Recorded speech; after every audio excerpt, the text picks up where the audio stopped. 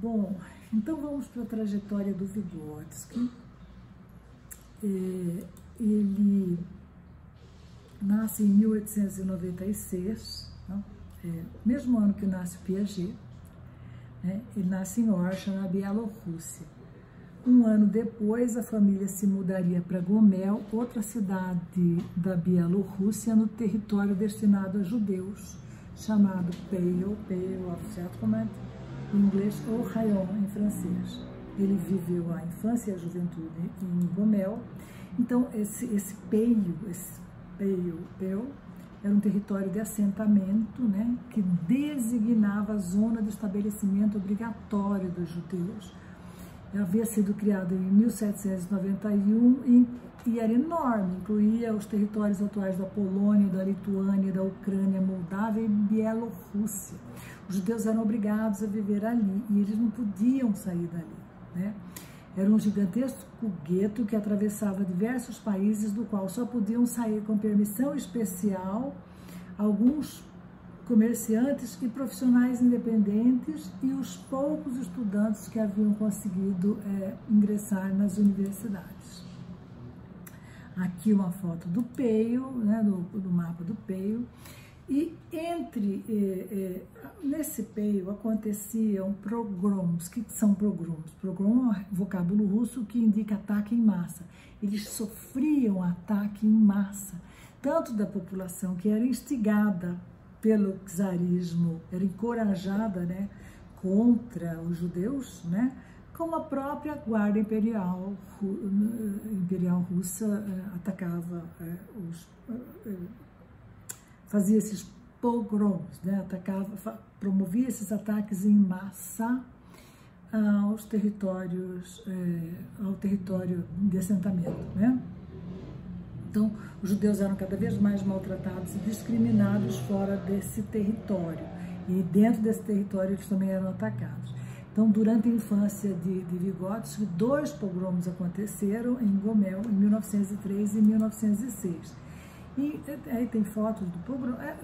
Eram ataques em massa em que eles avançavam nas cidades, roubavam as pessoas, matavam, queimavam as casas, estupravam as mulheres. Era um absurdo, ataque em massa, assim, uma coisa absurda, né? E botavam fogo, antes de sair, botavam fogo no que ficou, né? Então, no primeiro evento, em 1903, a autodefesa dos judeus triunfou sobre as tropas imperiais. Assim, os judeus sabiam que aconteceu um pogrom, eles se prepararam, se armaram, se prepararam, e quando a guarda imperial chega, eles põem a guarda imperial para correr. Eles foram mais fortes, mais bem-sucedidos, estrategicamente eles conseguiram vencer. Então, daí eles foram julgados por terem se defendido, né? Então, eles foram atacados e daí foram acusados e julgados. E o pai do Vygotsky teve um papel muito importante nesse julgamento. Ele não aceitou advogado, nada para fazer a defesa, porque ele era um homem muito inteligente, muito culto, e ele teve papel fundamental nesse julgamento que eles foram submetidos depois desse pogrom, que eles botaram a guarda imperial para correr. Então, ele vem de uma família culta, o pai era um homem culto, a mãe também, né? Ela tinha uma situação confortável, o pai era chefe do departamento de um banco, né? E representante de uma companhia de seguros. Era um homem inteligente, preocupado com a cultura, foi fundador da Biblioteca Pública de Gomel, ele funda uma biblioteca em Gomel e era muito respeitado por suas atividades sociais e culturais. A mãe também era muito culta, falava vários idiomas e ensinou o alemão a Vygotsky ainda pequeno. Então, ela gostava de poesia, Vygotsky também gostaria, né? Vygotsky foi o segundo de 8 irmãos. E sua casa, o seu lar, era um centro de cultura na cidade. A família tinha excelente relacionamento, que influenciou o seu desenvolvimento intelectual.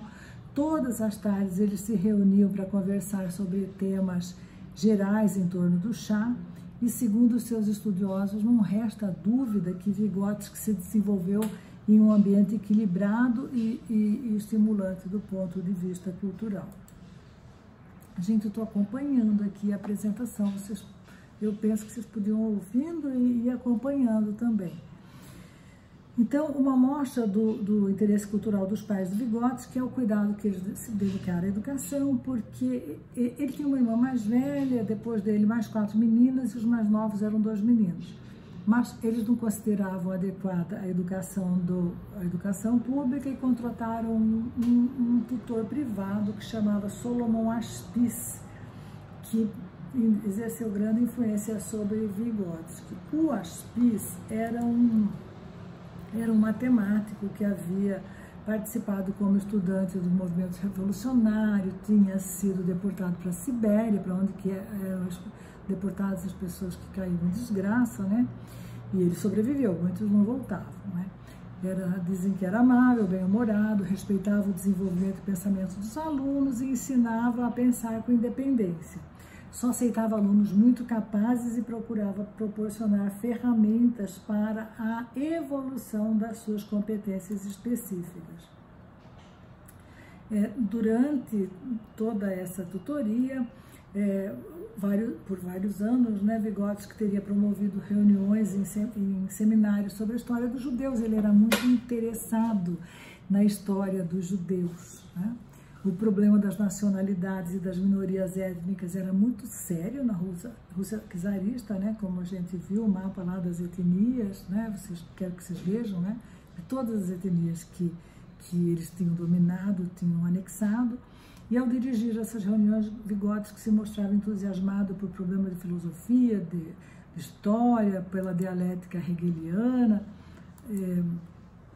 e a dialética se configuraria um estilo de pensamento que seria característico de todo o seu trabalho científico, né? A perspectiva histórica e dialética dos problemas foi um dos recursos essenciais de sua psicologia.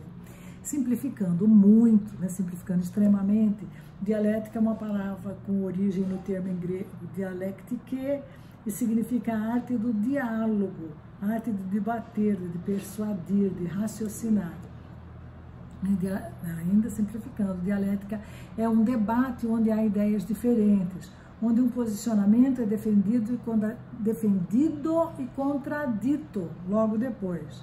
Para os gregos, dialética era separar fatos, dividir as ideias para poder debatê-las com mais clareza. A dialética também é uma maneira de filosofar e seu conceito foi debatido ao longo das décadas por filósofos como Sócrates, Platão, Aristóteles, Hegel, Marx e outros. Então vocês vão ver nos textos do Vygotsky, do Leontiev e do Luria, que a gente vai ler, eles escrevem dialeticamente, né? Eles apresentam uma ideia, depois eles contrapõem com outra ideia, depois eles fazem uma síntese. Então eles falam, olha, fulano de tal pensou aí, vamos falar sobre a percepção. A percepção era estudada assim, assim, assim, você pensa, então a percepção é isso. Aí ele fala, mas depois tais estudiosos de tal lugar afirmaram isso, fizeram tais e tais pesquisas, né?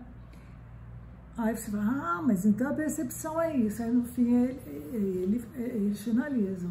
Para nós, né, os nossos estudos indicam, entretanto, que isso aqui está superado e que a gente entende a percepção assim, né, como um fenômeno social, como vocês vão ver. Então, ao ler os textos deles, temos que ter especial atenção, porque o que parece uma afirmação vai ser contradito logo depois, né?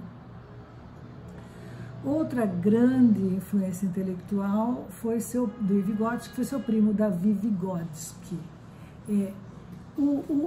Na verdade, o sobrenome do Vygotsky era Vygotsky, com D, não com T.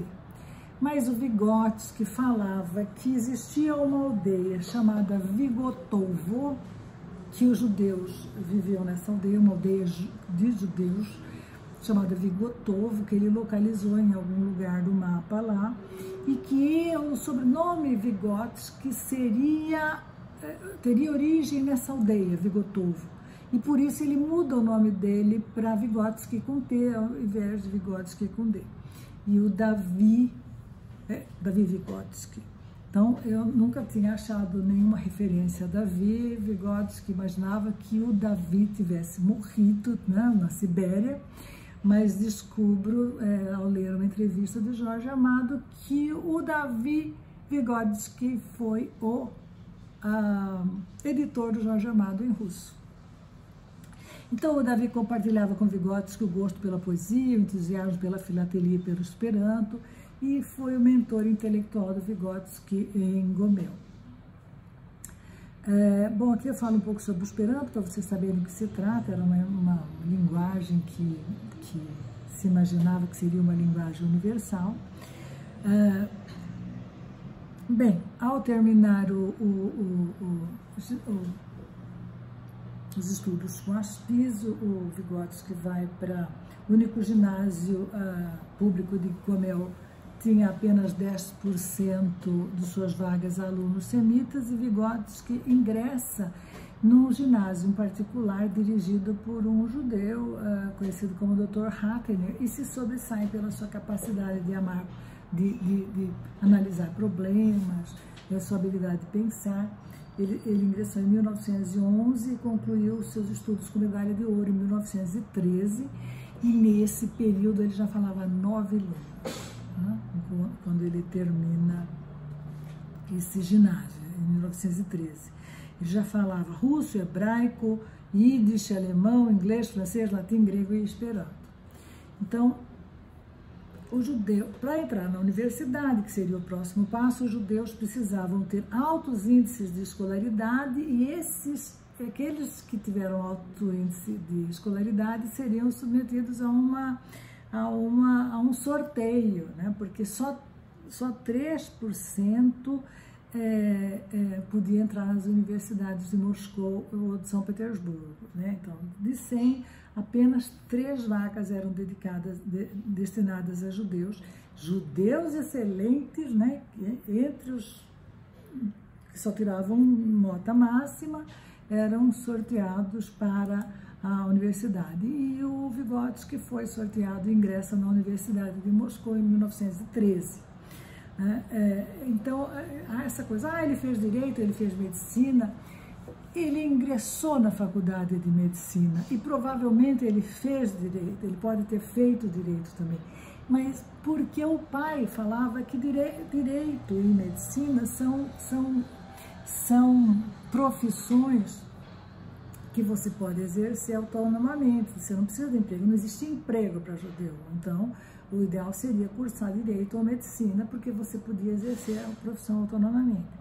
Mas ele não ia se sentir vocacionalmente chamado medicina ainda, e ele tinha, né, seus interesses tinham sido dirigidos para linguística, literatura, línguas clássicas. Então, assim, ele começa medicina, ele pode ter feito alguma coisa de direito, mas ele não termina na Universidade de Moscou, ele termina o curso de filologia em 1917 na Universidade Popular de Chaniavsky, né? Então, ele se forma, né? Ele tem essa formação humanista. Então, depois ele voltaria a estudar a medicina depois dos 30 anos, por causa da neurologia e para entender as funções mentais superiores, só que ele morre e o Luria fala que foi fazer medicina e se torna o neurologista mais conhecido do seu tempo. O Luria fala, porque o Vygotsky era um gênio, tudo que eu fiz foi tentando dar conta do programa de trabalho do Vygotsky. Então, a gente está falando aqui, eu estou falando que o Vygotsky era um gênio, o Luria falou que o Vygotsky era um gênio. O que é um gênio, né? Como que a gente concebe gênio? Qual que é a concepção de gênio que eu falo aqui? Gênio é alguém que traz um conhecimento novo para seu tempo, ou para uma área do conhecimento, o Vygotsky trouxe.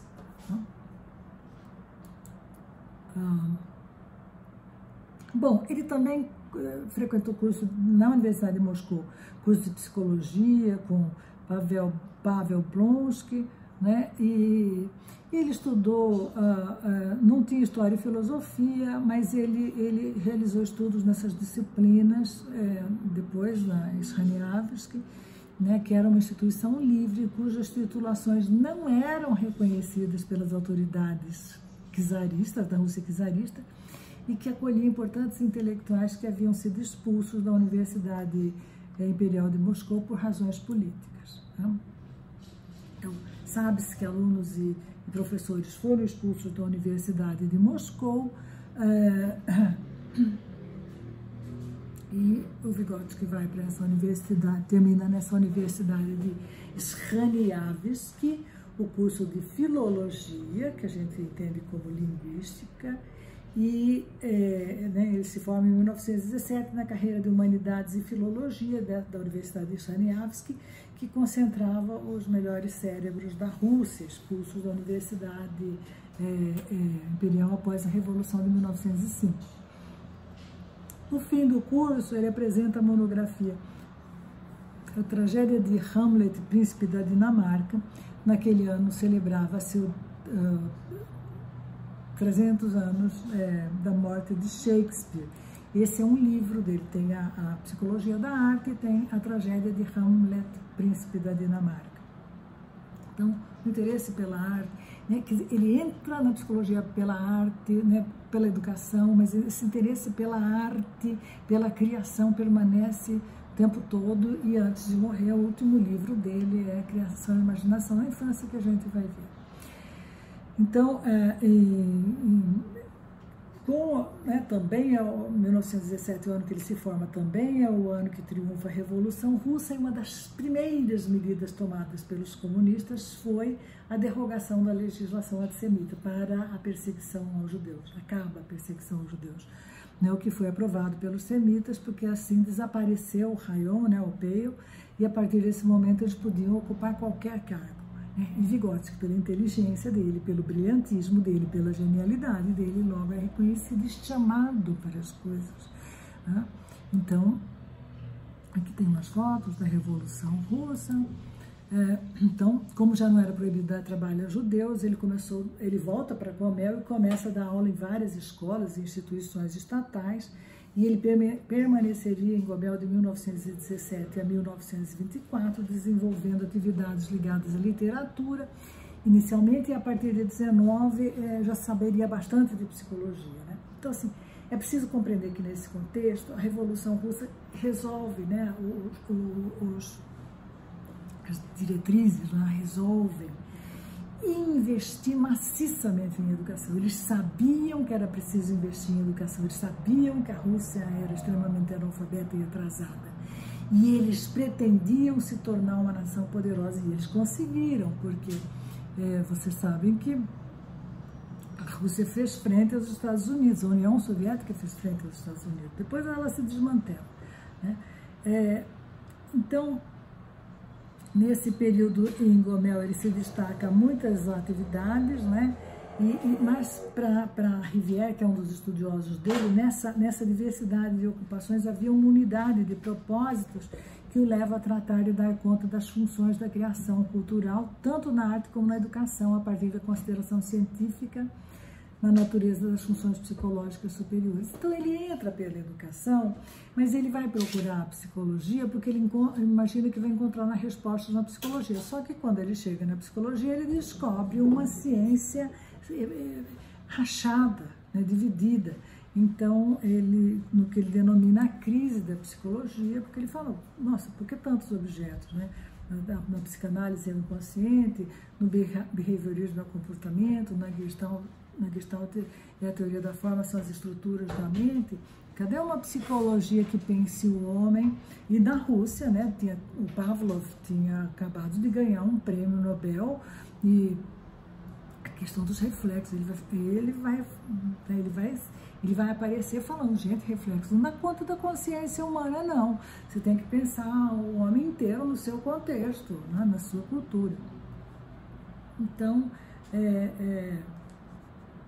sua erudição e interesse pela arte, pela literatura, são consenso entre os seus estudiosos, e ele busca, insatisfeito com essas teorias sociológicas, formalistas, ele vai buscar a psicologia para compreender a criatividade artística e sua permanência na história da humanidade, apesar das determinações sociais bloqueadoras. Isso é para Savaia, né? Ele encontra uma psicologia em crise que não lhe fornece respostas, afogada em confrontos entre teorias que reduzem a questão psicológica a apenas uma dimensão, né? Consciência, comportamento, a forma, que a constitui o inconsciente, a consciência, o comportamento ou o conhecimento, como se o homem de cada uma dessas teorias fosse diferente daquele estudado pelas demais. Inconformado, ele vai buscar na dialética de Marx e na filosofia de Spinoza orientação para esses antagonismos retaliadores do homem. Então, é interessante pensar que ele vai estudar todas essas coisas e ele encontra espaço, né? Mesmo sendo judeu, né? Então, o fato de ser judeu, né, com todas as restrições que ele sofre no período czarista e também ter vivenciado no período subsequente em que o antissemitismo foi proibido, o que mudou a vida dessa população, né, imediatamente após a Revolução. Depois eles seriam perseguidos de novo. Mas nesse período, tanto Vygotsky como Luria e Leontiev, os três judeus, produzem entusiasticamente, com muita qualidade, porque eles são admitidos no serviço público, que era vetado no imperialismo, né? Então, isso impulsiona eles com muito entusiasmo a colaborar com os ideais revolucionários e a buscar soluções para os grandes problemas sociais daquela sociedade que estava em reevolução, né? Que a revolução é reevoluir, né? Então, aqui com fotos de Gomel. Então, de 1917 a 24, ele foi capaz de ler muitos livros, dar aulas, conferências, publicava, escrevia. Entre os autores que destacavam nas leituras de Vygotsky figuravam muitos poetas, escritores de ficção, Tolstói, Dostoiévski, Spinoza, leu Marx, Freud, Engels, Hegel, Pavlov, né? E do envolvimento com suas atividades literárias, chegou a criar com o amigo Dobkin e o primo Davi uma escritora em que eles pretendiam publicar clássicos da literatura e os melhores livros de sua época, mas essa editora seria fechada por falta de papel, né? Então, na verdade, a Rússia passava por um período de escassez material após a Revolução e a Guerra Civil eclodiu, a população teve submetida aos rigores do inverno, a falta de alimentos. Vygotsky vai adoecer nessa fase. A família de Vygotsky, que provinha de uma situação confortável, não escapa a essas dificuldades, né? Também vivencia fome e frio, né? E isso acarreta severos agravos à saúde dos seus membros. Vygotsky perderia um irmão com tuberculose, sua mãe também seria acometida pela mesma doença, que o mataria antes que ele completasse 38 anos, né? Ele morreu com 37.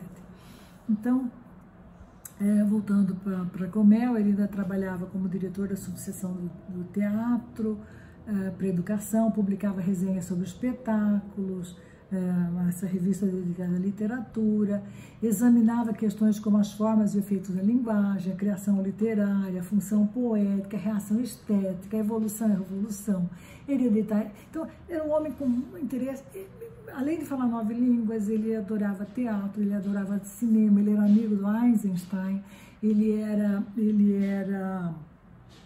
jogava xadrez, né?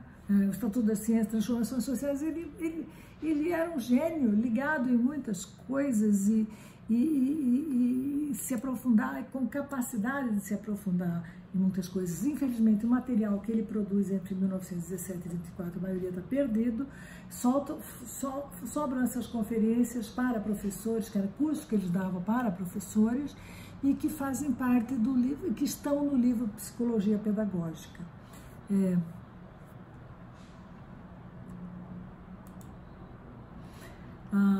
Ainda lecionou literatura e psicologia na Universidade de Gomel, preparou professores para atender às novas exigências educacionais impostas pela Revolução, ministrando palestras e cursos de formação regulares, né? No conteúdo dessas palestras e cursos já era possível observar que o marxismo imprimia um novo rumo na construção da sociedade após a Revolução Russa. Só que ele tinha lido Marx, e que ele fala, do Marx eu quero o método, né? Mas os outros, né, as outras autoridades em psicologia copiavam, colavam o Marx e falavam, não é isso, sabe? A gente tem que aproveitar o método de Marx, mas ele vai cair em desgraça depois por causa dessas críticas. Então, surge uma rica efervescência teórica e cultural e a necessidade de instituir regulamentações jurídicas, estruturar uma economia planificada. Lembrem-se que agora não era mais o império, né? Agora era uma república, uma união de repúblicas, né? Uma união que viria a compor a União Soviética, né?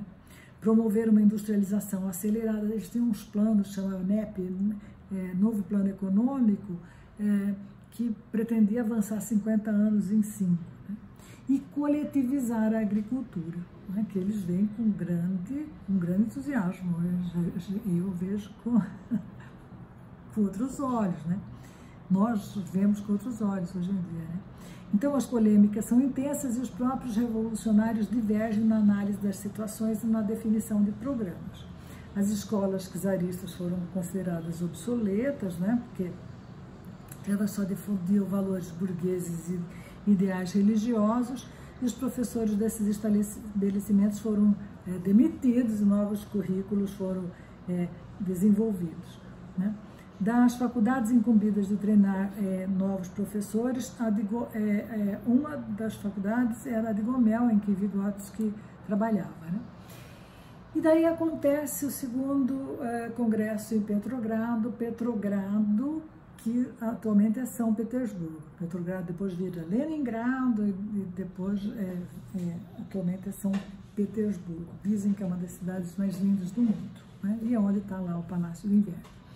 Então, no segundo congresso de psiconeurologia realizado em Petrogrado, a primeira aparição pública de Vygotsky no cenário da psicologia, Vygotsky faz 3 apresentações sobre as investigações que realizava em Gomel, das quais, segundo Blank, a palestra que mais exerceu impacto e que marcou o início do segundo período da vida dele, porque depois desse congresso ele vai ser chamado para ir para Moscou, e chamava Métodos de Pesquisa Reflexológicos e Psicológicos.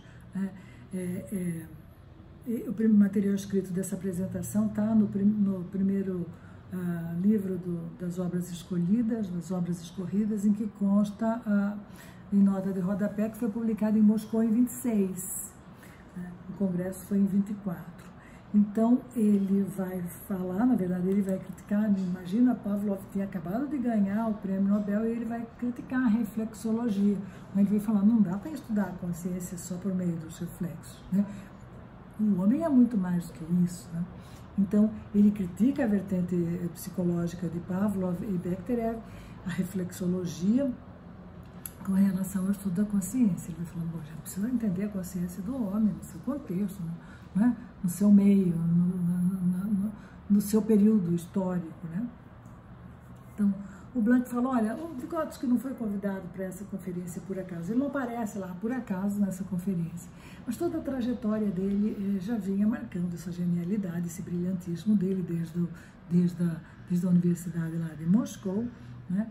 Então, ele fala, muitos conspícuos intelectuais cientistas moscovitas o conheciam desde seus anos de universidade, e é muito provável que alguns deles, ou vários deles, o tenham convidado para apresentar essa palestra no Congresso de Petrogrado, né? E os estudiosos dizem que ele chega sem nenhum escrito e faz essas 3 palestras assim, da cabeça, né, só apoiado nas suas ideias, com uma clareza impressionante, com a voz forte, com a voz firme, e impressiona muito as pessoas que estão lá assistindo, né?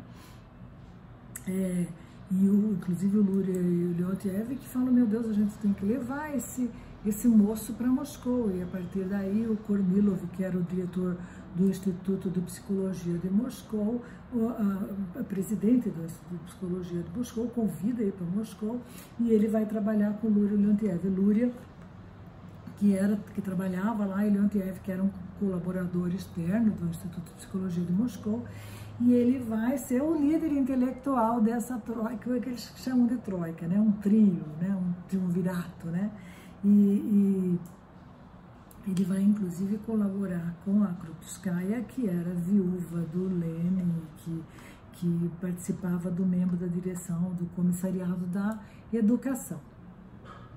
Bom, ele aceita o convite de Kornilov e vai para Moscou, e antes de se mudar, casa com a Rosa Shmikova, e tem 2 filhas, uma delas é a Vygotskaya, que abre para a Zoya Prestes, por exemplo, os escritos dele, né? Os manuscritos dele. A Zoya traduz Vygotsky. A Zoya foi alfabetizada. A Zoya é filha dos Carlos Prestes, foi alfabetizada em russo, fez desde a alfabetização até o mestrado na Rússia. Daí ela vem para o Brasil, faz doutorado aqui no Brasil, e ela traduz, né, Vygotsky do russo. Ela atualmente tem um grupo de pesquisa sobre tradução, é professora da Universidade Federal de Niterói. Bom, então o Vygotsky não ocupa nenhum cargo de direção no Instituto, mas é considerado o líder intelectual dessa troika, que também é bastante controvertida, né, porque inclusive, o Guilherme Blanc fala que quando Vygotsky morre, a família dele não deixa o Leontiev pegar no caixão, que o Leontiev queria carregar o caixão e não deixa. Então, mas tanto o Luria e o Leontiev falam do brilhantismo dele, das ideias dele, partem das ideias dele, né? Esses estudos se viram para as ideias de Vygotsky, e Luria, né, como eu já contei, disse que tudo que ele tentou fazer foi dar conta do plano de trabalho do Vygotsky, e fala que Leontiev e ele se regozijaram quando conseguiram incluir Vygotsky no grupo de estudo, que eles iam chamar de a Troika, né, e conta como foi ambicioso o projeto que teve início com a chegada do Vygotsky no Instituto de Psicologia. O Luria diz: Tendo Vygotsky como nosso líder reconhecido, empreendemos uma visão crítica da história e do status da psicologia na Rússia e no resto do mundo. Nossa meta, excessivamente ambiciosa, a maneira característica da época, era a criação de uma nova abordagem abrangente dos processos psicológicos humanos. Porque o que Vygotsky vai propor? Uma nova psicologia que dê conta de todos os processos humanos e do homem, né, integral em seu meio, né, sendo constituído pela cultura em que ele está inserido. Em 1928, ele escreveria os manifestos principais, né, fundamentais da história, da Escola Histórico-Cultural de Psicologia, que ele começou a desenvolver por volta de 27, em colaboração com Luria. Esses manifestos são o problema do desenvolvimento cultural da criança e primeiras teses sobre o método instrumental. Naquele mesmo ano, teria um processo de início de modernização da União Soviética, né, o NEP, né, que previa intensificação da industrialização, reforma agrária e alfabetização em massa. Então, imbuídos desses ideais revolucionários, Vygotsky e Luria vão se empenhar em empreender a pesquisa transcultural na Ásia Central, que a gente vai estudar, né? E essa pesquisa ia sofrer diversas críticas e só voltaria a ser publicada por Luria na década de 70, quando o Cole lê a entrevista, a pesquisa, e faz Luria escrever um artigo, o artigo é super valorizado, aí o Cole faz o Luria escrever esse livro que a gente vai estudar. Porque o Luria fazia 40 anos, a pesquisa já tinha 40 anos, o Luria falava, não vamos, deixa isso para lá, foi muito criticado. Por volta dos anos de 1930, ele estaria no apogeu de sua carreira, era editor de livro, diretor da Instituição de Defectologia da União Soviética. Defectologia é deficiência, né? Deficiência. Integrava a comissão editorial das principais revistas, projetava as pesquisas, né? mas muitas vezes os desdobramentos dessa experiência soviética foram inesperados e a autocracia stalinista instalou seu estado policialesco, que perduraria por 3 décadas, de 1920 até 1956. Né? E só termina, os livros do Vygotsky, da psicologia, foram proibidos por 20 anos e só voltam a circular depois de 56, depois que o Stalin morre. Né? O mundo exterior também não tinha ideia das barbaridades que aconteciam lá, só com a morte do Stalin que essas coisas vão ficar claras, né? Porque o stalinismo toma o marxismo como uma questão de poder, né? A teoria como uma questão de poder, e todo mundo que não concorda entra em maldição política e excomunhão teórica. Isso aconteceu com Vygotsky, que muitos acreditam que se ele não tivesse morrido, teriam acabado com ele, né? Porque ele não aceitava o viés ideológico do marxismo, né? Ele falava, olha, eu quero o método. Depois de 18 anos de sua primeira tentativa de formar em medicina, ele volta, né, para o curso de medicina, e o Luria vai também se formar em medicina, vai estudar medicina, estudar neurologia, ele, como ele diz, para dar conta do programa de trabalho do Vygotsky. Bom, iniciamos aqui os primeiros textos do Vygotsky, né, foi porque o Michael Cole, que foi orientando do Luria, leva para os Estados Unidos, mas tiram dos textos todas as referências a Marx. Então, os primeiros textos, as primeiras traduções a gente já ignora, mas temos traduções atualmente muito mais adequadas, né? Inclusive entrando as traduções da Zoya Prestes. Mas essa é outra questão. Terminamos aqui um pouco, acho que agora vocês têm um pouco de ideia da trajetória do Vygotsky, e logo a gente começa a pensar as ideias dele.